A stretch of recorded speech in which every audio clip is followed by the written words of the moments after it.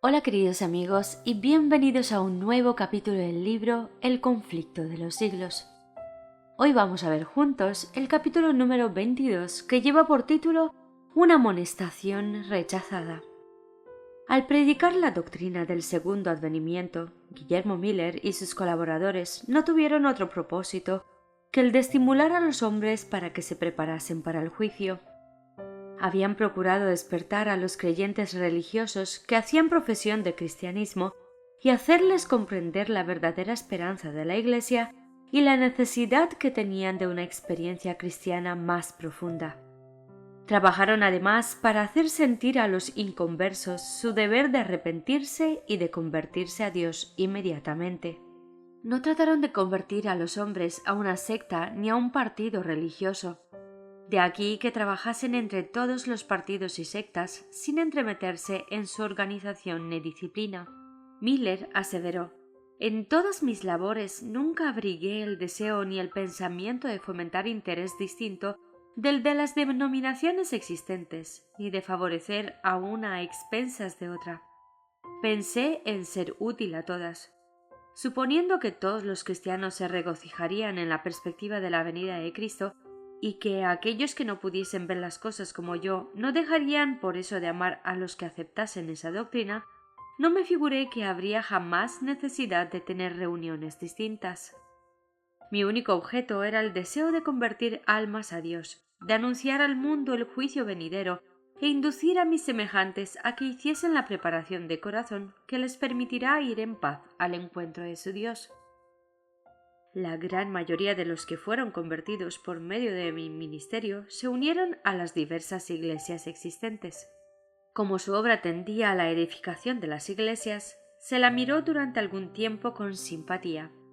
Pero cuando los ministros y los directores de aquellas se declararon contra la doctrina del advenimiento y quisieron sofocar el nuevo movimiento, no solo se opusieron a ella desde el púlpito, sino que además negaron a sus miembros el derecho de asistir a predicaciones sobre ella y hasta de hablar de sus esperanzas en las reuniones de edificación mutua en la Iglesia. Así se vieron reducidos los creyentes a una situación crítica que les causaba perplejidad.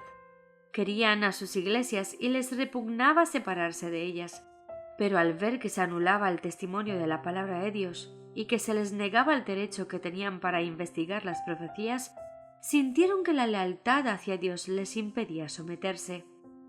No podían considerar como constituyendo la Iglesia de Cristo a los que trataban de rechazar el testimonio de la palabra de Dios, columna y apoyo de la verdad. De ahí que se sintiesen justificados para separarse de la que hasta entonces fuera su comunión religiosa. En el verano de 1844, cerca de 50.000 personas se separaron de las iglesias. Por aquel tiempo se advirtió un cambio notable en la mayor parte de las iglesias de los Estados Unidos de Norteamérica. Desde hacía muchos años venía observándose una conformidad cada vez mayor con las prácticas y costumbres mundanas y una decadencia correspondiente en la vida espiritual. Pero en aquel año se notó repentinamente una decadencia aún más acentuada en casi todas las iglesias del país. Aunque nadie parecía capaz de indicar la causa de ella, el hecho mismo fue muy notado y comentado, tanto por la prensa como desde el púlpito.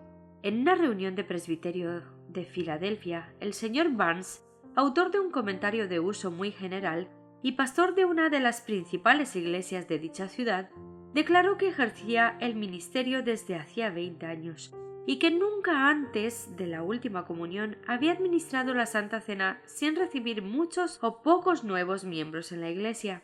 Pero ahora, añadía, no hay despertamientos ni conversiones, ni mucho aparente crecimiento en la gracia en los que hacen profesión de religión, y nadie viene más a su despacho para conversar acerca de la salvación de sus almas. Con el aumento de los negocios y las perspectivas florecientes del comercio y de las manufacturas, ha aumentado también el espíritu mundano, y esto sucede en todas las denominaciones. En el mes de febrero del mismo año, el profesor Finney del Colegio de Oberlin dijo: «Hemos podido comprobar el hecho de que en general las iglesias protestantes de nuestro país han sido o apáticas o hostiles con respecto a casi todas las reformas morales de la época. Existen excepciones parciales, pero no las suficientes para impedir que el hecho sea general. Tenemos además otro hecho más que confirma lo dicho, y es la falta casi universal de influencias reavivadoras en la Iglesia. La apatía espiritual lo penetra casi todo y es por demás profunda. Así lo atestigua la prensa religiosa de todo el país. De modo muy general, los miembros de las iglesias se están volviendo esclavos de la moda, se asocian con los impíos en diversiones, bailes y festejos.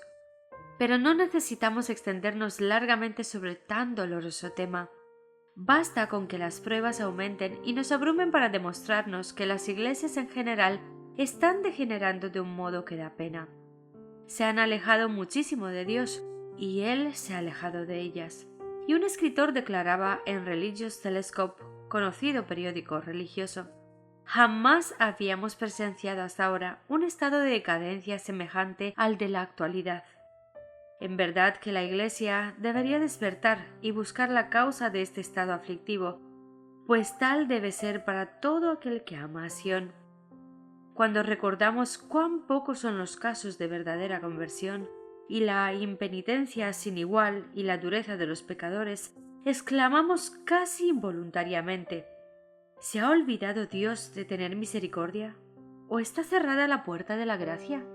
Tal condición no existe nunca sin que la Iglesia misma tenga la culpa. Las tinieblas espirituales que caen sobre las naciones, sobre las iglesias y sobre los individuos no se deben a un retraimiento arbitrario de la gracia divina por parte de Dios, sino a la negligencia o al rechazamiento de la luz divina por parte de los hombres. Ejemplo sorprendente de esta verdad lo tenemos en la historia del pueblo judío en tiempo de Cristo. Debido a su apego al mundo y al olvido de Dios y de su palabra, el entendimiento de este pueblo se había oscurecido y su corazón se había vuelto mundano y sensual. Así permaneció en la ignorancia respecto al advenimiento del Mesías, y en su orgullo e incredulidad rechazó al Redentor. Pero ni aun entonces Dios privó a la nación judía de conocer o participar en las bendiciones de la salvación. Pero los que rechazaron la verdad perdieron todo deseo de obtener el don del cielo. Ellos habían hecho de la luz tinieblas y de las tinieblas luz, hasta que la luz que había en ellos se volvió tinieblas. Y cuán grandes fueron aquellas tinieblas. Conviene a la política de Satanás que los hombres conserven las formas de religión con tal que carezcan de piedad vital. Después de haber rechazado el Evangelio, los judíos siguieron conservando ansiosamente sus antiguos ritos y guardaron intacto su exclusivismo nacional, mientras que ellos mismos no podían menos que confesar que la presencia de Dios ya no se manifestaba más entre ellos.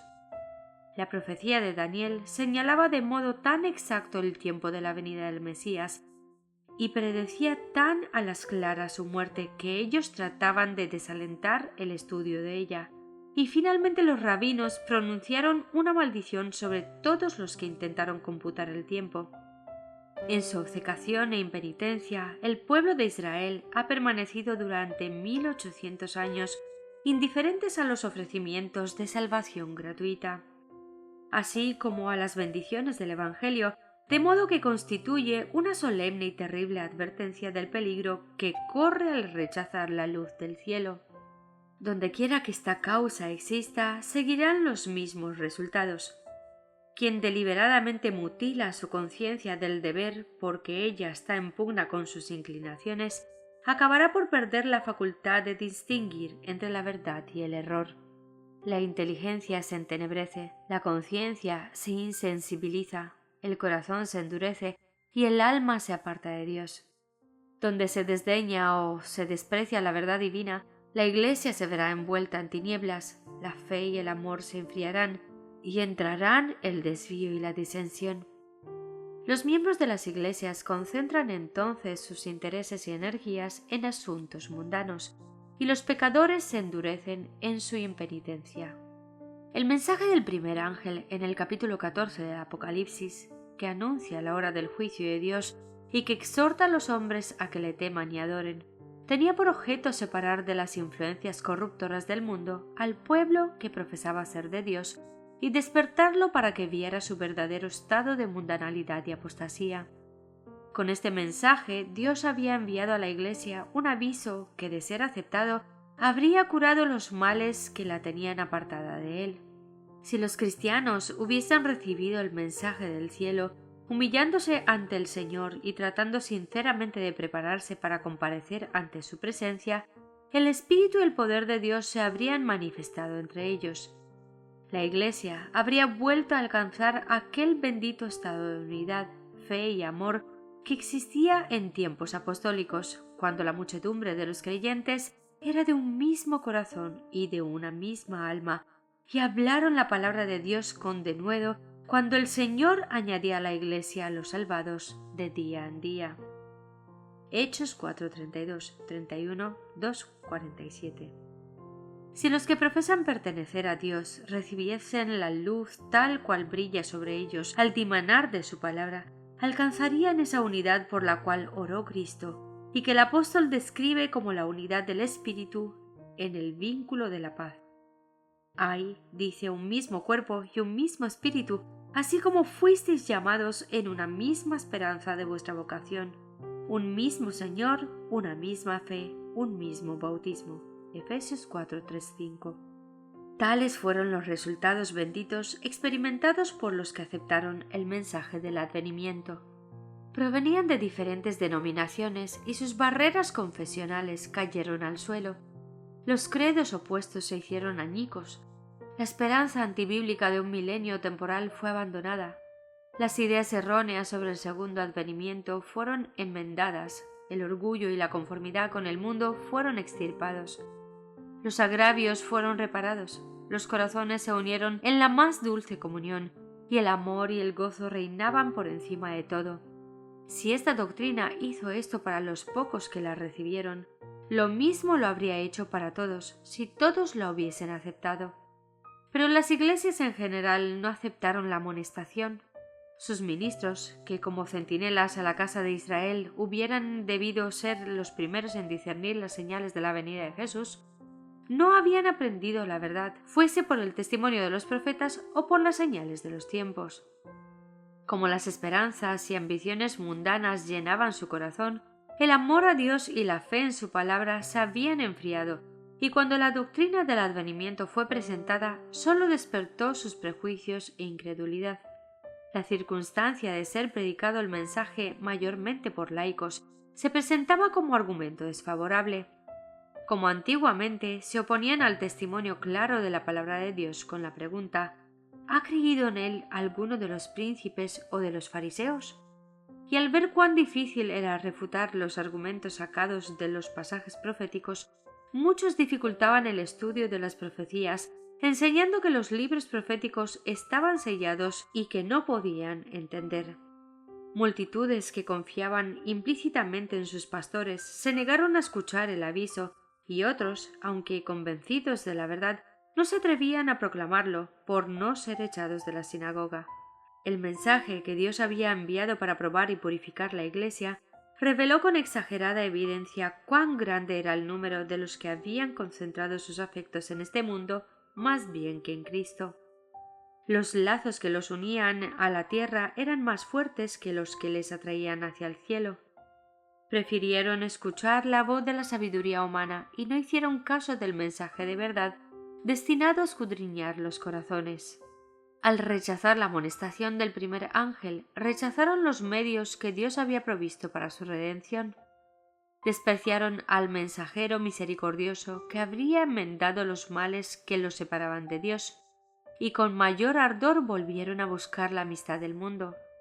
Tal era la causa del terrible estado de mundanalidad, apostasía y muerte espiritual que imperaba en las iglesias en 1844. En el capítulo 14 de Apocalipsis, el primer ángel es seguido de otro que dice: «Caída, caída es la gran Babilonia, la cual ha hecho que todas las naciones beban del vino de la ira de su fornicación». Apocalipsis 14:8. La palabra Babilonia deriva de Babel y significa confusión. se emplea en las Santas Escrituras para designar las varias formas de religiones falsas y apóstatas. En el capítulo 17 de Apocalipsis, Babilonia está simbolizada por una mujer, figura que se emplea en la Biblia para representar una iglesia, siendo una mujer virtuosa símbolo de una iglesia pura y una mujer vil de una iglesia apóstata. En la Biblia, el carácter sagrado y permanente de la relación que existe entre Cristo y su iglesia está representado por la unión del matrimonio. El Señor se ha unido con su pueblo en alianza solemne, prometiendo Él ser su Dios y el pueblo a su vez comprometiéndose a ser suyo y solo suyo. Dios dice: «Te desposaré conmigo para siempre. Sí, te desposaré conmigo en justicia y en rectitud y en misericordia y en compasiones». Oseas 2:19. Y también «Yo soy vuestro esposo». Jeremías 3:14. Y San Pablo emplea la misma figura en el Nuevo Testamento cuando dice: «Os he desposado a un marido para presentaros como una virgen pura a Cristo». 2 Corintios 11:2. La infidelidad a Cristo, de que la Iglesia se hizo culpable al dejar enfriar la confianza y el amor que a Él le unieran, y al permitir que el apego a las cosas mundanas llenase su alma, es comparada a la violación del voto matrimonial. El pecado que Israel cometió al apartarse del Señor está representado bajo esa figura, y el amor maravilloso de Dios que ese pueblo despreció está descrito de modo conmovedor. «Te di juramento y entré en pacto contigo», dice Jehová al Señor, «y viniste a ser mía. Y fuiste sumamente hermosa y prosperaste hasta llegar a dignidad real. Y salió tu renombre entre las naciones en atención a tu hermosura, la cual era perfecta a causa de mis adornos que yo había puesto sobre ti. Mas pusiste tu confianza en tu hermosura y te prostituiste a causa de tu renombre. Así como una mujer es desleal a su marido, así vosotros habéis sido desleales para conmigo, oh casa de Israel», dice Jehová. «Ah, mujer adúltera, que en vez de tu marido admites los extraños». Ezequiel 16:8, 13:15, 32. Jeremías 3:20. En el Nuevo Testamento se hace uso de un lenguaje muy parecido para con los cristianos profesos que buscan la amistad del mundo más que el favor de Dios. El apóstol Santiago dice: «Almas adúlteras, ¿no sabéis acaso que la amistad del mundo es enemistad contra Dios? Aquel pues que quisiere ser amigo del mundo se hace enemigo de Dios». Santiago 4:4. La mujer Babilonia de Apocalipsis 17 está descrita como vestida de púrpura y escarlata y adornada de oro y piedras preciosas y perlas, teniendo en su mano un cáliz de oro lleno de abominaciones, es decir, las inmundicias de sus fornicaciones. Y en su frente tenía un nombre escrito: Misterio, Babilonia la Grande, madre de las rameras. El profeta dice: «Vi a aquella mujer embriagada de la sangre de los santos y de la sangre de los mártires de Jesús». Se declara además que Babilonia es aquella gran ciudad, la cual tiene el imperio sobre los reyes de la tierra. Apocalipsis 17, 4, 6, 18. La potencia que por tantos siglos dominó con despotismo sobre los monarcas de la cristiandad es Roma. La púrpura y la escarlata, el oro y las piedras preciosas, las perlas describen como a lo vivo la magnificencia y la pompa más que reales de que hacía gala la arrogante sede romana. Y de ninguna otra potencia se podría decir con más propiedad que estaba embriagada de la sangre de los santos que de aquella iglesia que ha perseguido tan cruelmente a los discípulos de Cristo. Se acusa además a Babilonia de haber tenido relaciones ilícitas con los reyes de la tierra. Por su alejamiento del Señor y su alianza con los paganos de la iglesia judía, se transformó en ramera. Roma se corrompió de igual manera al buscar el apoyo de los poderes mundanos y por consiguiente recibe la misma condenación. Se dice que Babilonia es madre de las rameras. Sus hijas deben simbolizar las iglesias que se atienen a sus doctrinas y tradiciones y siguen su ejemplo sacrificando la verdad y la aprobación de Dios para formar alianza ilícita con el mundo. El mensaje de Apocalipsis 14 que anuncia la caída de Babilonia debe aplicarse a comunidades religiosas que un tiempo fueron puras y luego se han corrompido. en vista de que este mensaje sigue al aviso del juicio, debe ser proclamado en los últimos días y no puede por consiguiente referirse solo a la Iglesia romana, pues dicha Iglesia está en condición caída desde hace muchos siglos. Además, en el capítulo 18 de Apocalipsis se exhorta al pueblo de Dios a que salga de Babilonia. Según este pasaje de la Escritura, muchos del pueblo de Dios deben estar aún en Babilonia. ¿Y en qué comunidades religiosas se encuentra actualmente la mayoría de los discípulos de Cristo? Sin duda alguna, en las varias iglesias que profesan la fe protestante. Al nacer, esas iglesias se decidieron notablemente por Dios y la verdad, y la bendición divina los acompañó. Aún el mundo incrédulo se vio obligado a reconocer los felices resultados de la aceptación de los principios del Evangelio. Se les aplican las palabras del profeta a Israel. Salió tu renombre entre las naciones, en atención a tu hermosura, la cual era perfecta a causa de mis adornos, que yo había puesto sobre ti, dice Jehová el Señor. Pero esas iglesias cayeron víctimas del mismo deseo que causó la maldición y la ruina de Israel, el deseo de imitar las prácticas de los impíos y de buscar su amistad. Pusiste tu confianza en tu hermosura y te prostituiste a causa de tu renombre. Ezequiel 16:14. Muchas de las iglesias protestantes están siguiendo el ejemplo de Roma y se unen inicuamente con los reyes de la tierra. Así obran las iglesias del Estado en sus relaciones con los gobiernos seculares y otras denominaciones en su afán de captarse al favor del mundo. Y la expresión Babilonia, confusión, puede aplicarse acertadamente a esas congregaciones que, aunque declaran todas que sus doctrinas derivan de la Biblia, están sin embargo divididas en un sinnúmero de sectas con credos y teorías muy opuestos. Además de la unión pecaminosa con el mundo, las iglesias que se separaron de Roma presentan otras características de esta. Una obra católica romana arguye que si la Iglesia romana fue alguna vez culpable de idolatría con respecto a los santos, su hija, la Iglesia anglicana, es igualmente culpable, pues tiene 10 iglesias dedicadas a María por una dedicada a Cristo. Y el Dr. Hopkins, en un tratado sobre el milenio, declara: no hay razón para creer que el espíritu y las prácticas anticristianas se limiten a lo que se llama actualmente la Iglesia romana. Las iglesias protestantes tienen en sí mucho del anticristo y distan mucho de haberse reformado enteramente de las corrupciones e impiedades. Respecto a la separación entre la iglesia presbiteriana y la de Roma, el Dr. Guthrie escribe: hace 300 años que nuestra iglesia, con una Biblia abierta en su bandera y el lema escudriñad las escrituras en su rollo de pergamino, salió de las puertas de Roma. Luego hace la significativa pregunta: ¿salió del todo de Babilonia? La Iglesia de Inglaterra, dice Spurgeon, parece estar completamente roída por la doctrina de que la salvación se encuentra en los sacramentos, pero los disidentes parecen estar tan hondamente contaminados por la incredulidad filosófica. Aquellos de quienes esperábamos mejores cosas están apartándose unos tras otros de los fundamentos de la fe. Creo que el mismo corazón de Inglaterra está completamente carcomido por una incredulidad fatal que hasta se atreve a subir al púlpito y llamarse cristiana. ¿Cuál fue el origen de la gran apostasía? ¿Cómo empezó a apartarse la Iglesia de la sencillez del Evangelio?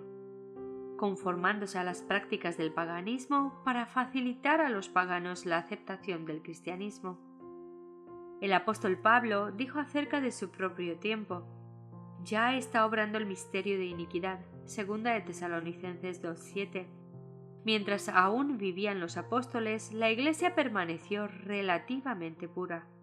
Pero hacia fines del siglo II, la mayoría de las iglesias asumieron una forma nueva. La sencillez primitiva desapareció e insensiblemente, a medida que los antiguos discípulos bajaban a la tumba, sus hijos, en unión con nuevos convertidos, se adelantaron y dieron nueva forma a la causa. Para aumentar el número de los convertidos, se rebajó el alto nivel de la fe cristiana y el resultado fue que una ola de paganismo anegó la Iglesia, trayendo consigo sus costumbres, sus prácticas y sus ídolos. Una vez que la religión cristiana hubo ganado el favor y el apoyo de los legisladores seculares, fue aceptada nominalmente por multitudes, pero mientras éstas eran cristianas en apariencia, muchos permanecieron en el fondo paganos que seguían adorando sus ídolos en secreto. ¿No ha sucedido otro tanto en casi todas las iglesias que se llaman protestantes? Cuando murieron sus fundadores, que poseían el verdadero espíritu de reforma, sus descendientes se adelantaron y dieron nueva forma a la causa. Mientras atenían ciegamente al credo de sus padres y se negaban a aceptar cualquier verdad que fuese más allá de lo que veían, los hijos de los reformadores se alejaron mucho de su ejemplo de humildad, de abnegación y de renunciación al mundo. Así la simplicidad primitiva desaparece. Una ola de mundanalidad invade la Iglesia, trayendo consigo sus costumbres, sus prácticas y sus ídolos.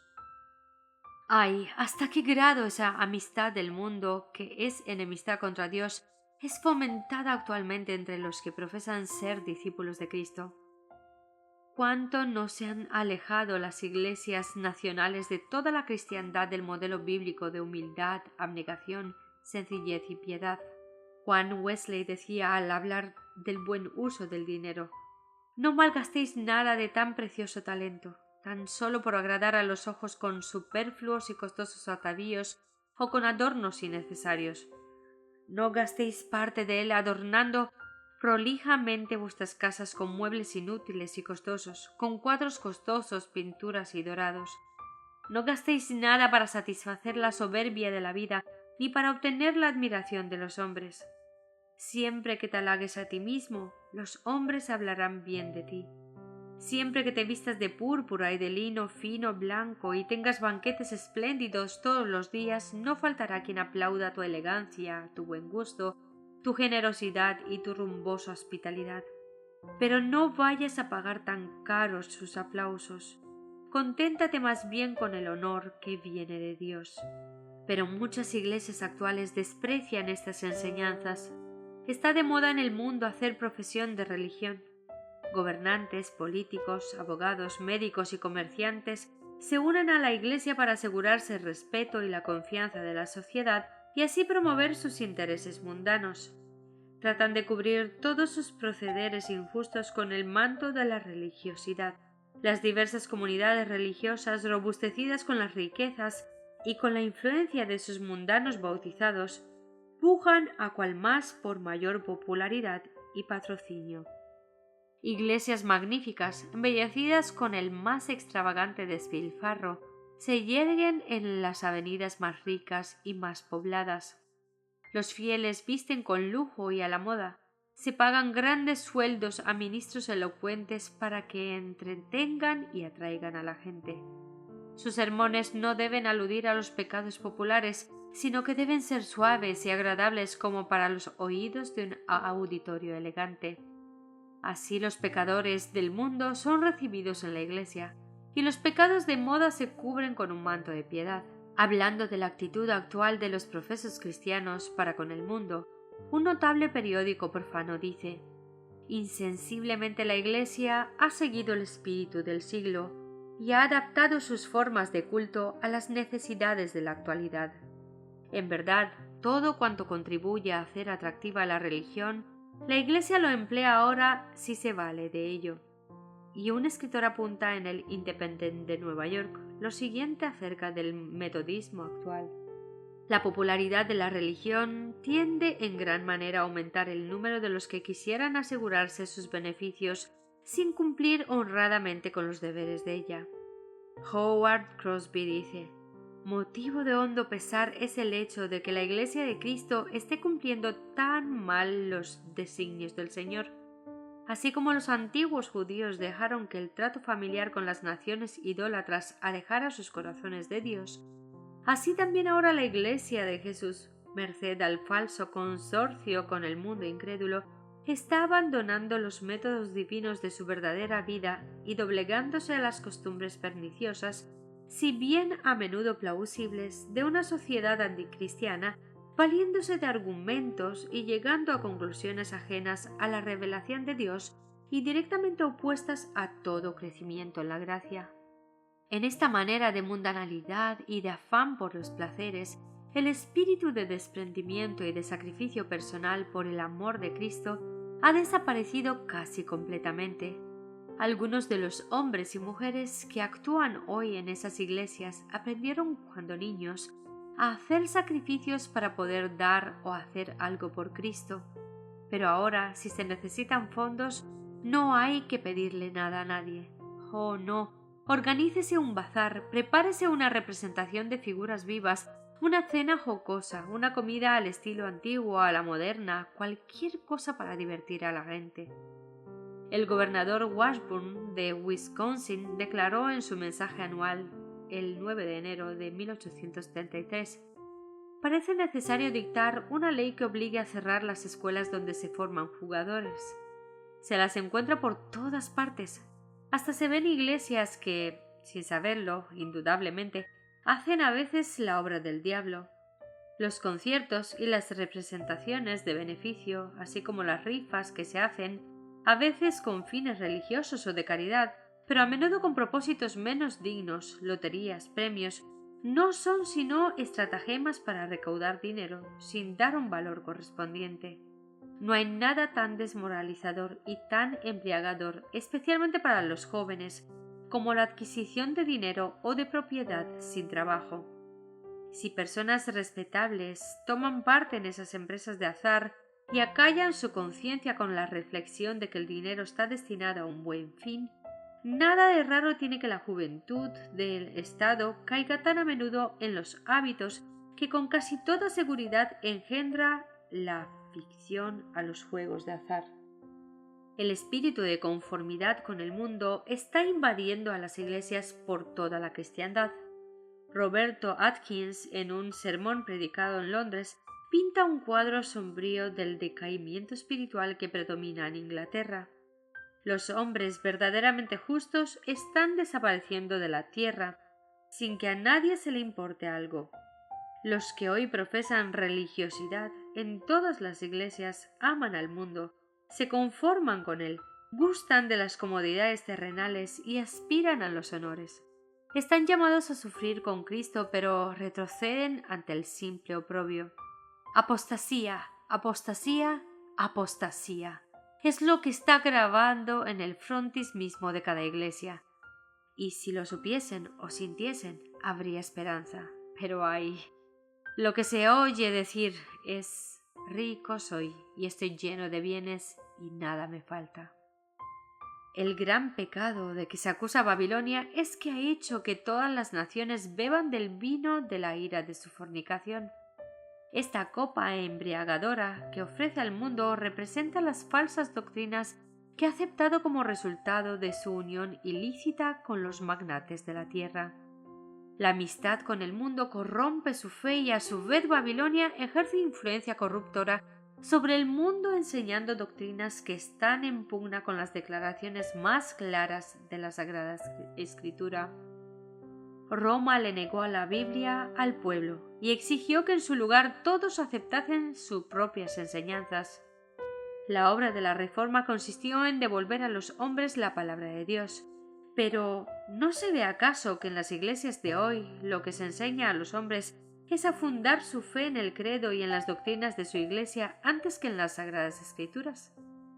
Hablando de las iglesias protestantes, Carlos Becker dijo: retroceden ante cualquier palabra severa que se diga contra sus credos con la misma sensibilidad con que los santos padres se habrían estremecido ante una palabra dura pronunciada contra la veneración creciente que estaban fomentando por los santos y mártires.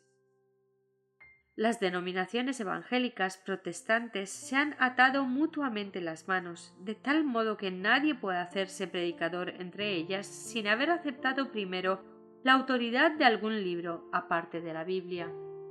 No hay nada de imaginario en la aseveración de que el poder del credo está ahora empezando a proscribir la Biblia tan ciertamente como lo hizo Roma, aunque de un modo más sutil. Sermón sobre la Biblia como credo suficiente, predicado en Fort Wayne, Indiana, el 22 de febrero de 1846. Cuando se levantan maestros verdaderos para explicar la palabra de Dios, levántanse también hombres de saber, ministros que profesan comprender las Sagradas Escrituras, para denunciar la sana doctrina como si fuera herejía, alejando así a los que buscan la verdad. Si el mundo no estuviese fatalmente embriagado con el vino de Babilonia, multitudes se convencerían y se convertirían por medio del conocimiento de las verdades claras y penetrantes de la palabra de Dios. Pero la fe religiosa parece tan confusa y discordante que el pueblo no sabe qué creer ni qué aceptar como verdad.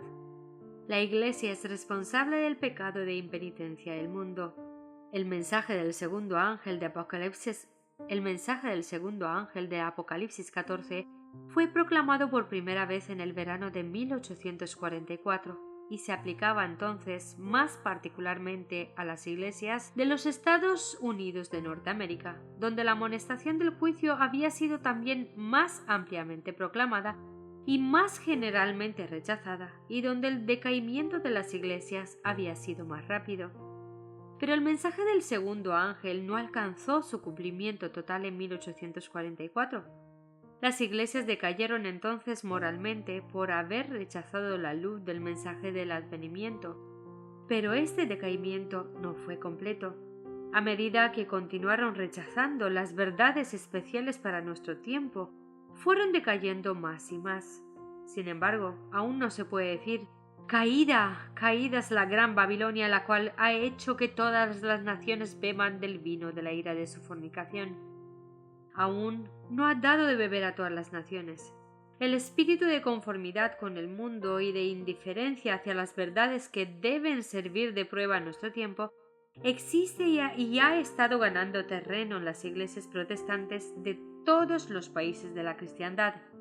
Y estas iglesias están incluidas en la solemne y terrible amonestación del segundo ángel, pero la apostasía aún no ha culminado. La Biblia declara que antes de la venida del Señor, Satanás obrará con todo poder y con señales, y con maravillas mentirosas, y con todo el artificio de la injusticia, y que todos aquellos que no admitieron el amor de la verdad para ser salvos, serán dejados para que reciban la eficaz operación de error a fin de que crean la mentira. Segunda de Tesalonicenses 2, 9, 11. La caída de Babilonia no será completa sino cuando la Iglesia se encuentre en este estado, y la unión de la Iglesia con el mundo se haya consumado en toda la cristiandad. El cambio es progresivo y el cumplimiento perfecto de Apocalipsis 14:8 está aún reservado para lo porvenir. A pesar de las tinieblas espirituales y del alejamiento de Dios que se observan en las iglesias que constituyen Babilonia, la mayoría de los verdaderos discípulos de Cristo se encuentran aún en el seno de ellas. Muchos de ellos no han oído nunca proclamar las verdades especiales para nuestro tiempo. No pocos están descontentos con su estado actual y tienen sed de más luz. En vano buscan el Espíritu de Cristo en las iglesias a las cuales pertenecen. Como estas congregaciones se apartan más y más de la verdad y se van uniendo más y más con el mundo, la diferencia entre ambas categorías de cristianos se irá acentuando hasta quedar consumada la separación. Llegará el día en que los que aman a Dios sobre todas las cosas no podrán permanecer unidos con los que son amadores de los placeres más bien que amadores de Dios, teniendo la forma de piedad, mas negando el poder de ella. El capítulo 18 de Apocalipsis indica el tiempo en que, por haber rechazado la triple amonestación de Apocalipsis 14, 6, 12, la Iglesia alcanzará el estado predicho por el segundo ángel y el pueblo de Dios que se encontrare aún en Babilonia será llamado a separarse de la comunión de ésta. Este mensaje será el último que se dé al mundo y cumplirá su obra. Cuando los que no creen a la verdad, sino que se complacen en la injusticia, segunda de Tesalonicenses 2:12, sean dejados para sufrir tremendo desengaño y para que crean la mentira, entonces la luz de la verdad brillará sobre todos aquellos cuyos corazones estén abiertos para recibirla, y todos los hijos del Señor que quedaren en Babilonia oirán el llamamiento: «Salid de ella, pueblo mío». Apocalipsis 18:4. Aquí finaliza el capítulo 22 del libro El conflicto de los siglos. El próximo día veremos juntos el capítulo número 23, que lleva por título Profecías cumplidas. Mientras tanto, que Dios os colme de bendiciones. Gracias por escuchar una vez más. Hasta la próxima.